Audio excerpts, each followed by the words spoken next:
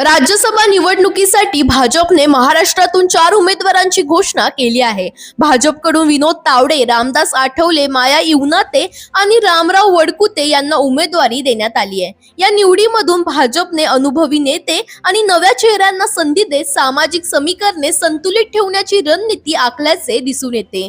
विनोद तावडे हे भाजपचे राष्ट्रीय सरचिटणीस आणि महाराष्ट्राचे माजी मंत्री आहेत। 2019 मध्ये त्यांना विधानसभा तिकीट नाकारले गेले होते, मात्र त्यानंतर केंद्रीय भाजप संघटनेत त्यांनी महत्त्वाची जबाबदारी देण्यात आली। बिहार विधानसभा आणि चंदीगड महापालिका निवडणुकीत त्यांनी महत्त्वाची भूमिका बजावली होती। रामदास आठवले हे रिपब्लिकन पार्टी ऑफ इंडियाचे अध्यक्ष आणि सध्या केंद्रात सामाजिक न्याय राज्यमंत्री आहेत। दलित समाजातील मोठा चेहरा मानल्या जाणाऱ्या आठवलेंना याआधीही राज्यसभेवर संधी देण्यात आली होती। माया चिंतामण इवनाते या नागपूरच्या माजी महापौर असून त्या अनुसूचित जमातीतील प्रमुख महिला नेत्या मानल्या जातात। त्यांनी नगरसेविका आणि राष्ट्रीय अनुसूचित जमाती आयोगाच्या सदस्या म्हणूनही काम केले आहे।